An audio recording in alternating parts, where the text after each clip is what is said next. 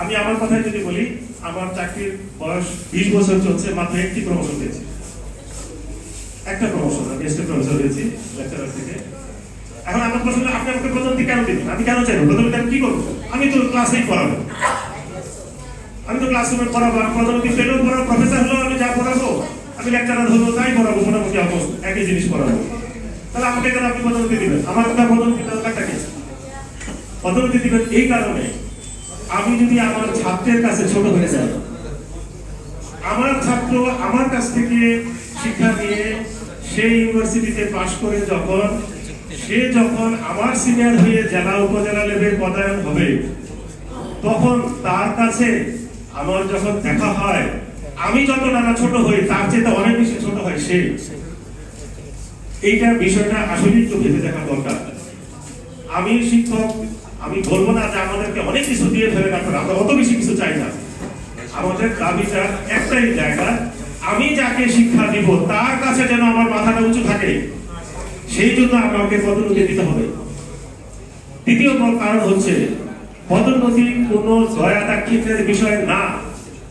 আমি এখানে জয়েন করার পর থেকে প্রতিনিয়ত আমি আমার স্কিল ডেভেলপ করতেছি। আমার শিক্ষার মাধ্যমে, কাজের মাধ্যমে, অভিজ্ঞতা অর্জনের মাধ্যমে আমরা নিজেদেরকে ধীরে ধীরে স্কিল আপ করতেছি। এখন সেইটার একটা অংশ হলো পদোন্নতি। যদি আমি পদোন্নতি না পাই, তাহলে আমার মধ্যে সেই মোটিভেশন আসবে না, সেই দায়িত্ব নেওয়ার মতো মনোভাব আমার তৈরি হবে না।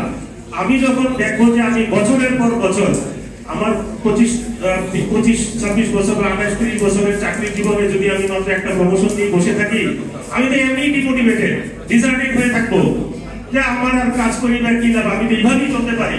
আমার প্রমোশনও নাই, কাজের উন্নতিও নাই, অগ্রগতিও নাই, আর্থিক সুবিধাও নাই, মান সম্মানও নাই, আমি এইভাবেই চলবো। পদোন্নতি শুধু মাস্টারদের সুবিধার্থে না, আমার সুবিধার্থে না, এই দেশ জাতির সুবিধার্থেও পদোন্নতি প্রয়োজন।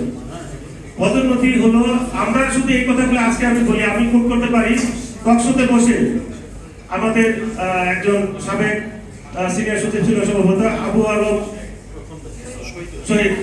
শহীদ, ওনারা এসে আবার এই কিছুদিন আগে বলতেছেন টকশোতে যে আমাদের অনেক কর্মকর্তা রাজনৈতিক কারণে বা বিভিন্ন কারণে পদোন্নতি শিকার হন নাই, তাদের এই বঞ্চনার কারণে জাতি ক্ষতিগ্রস্ত হয়েছে।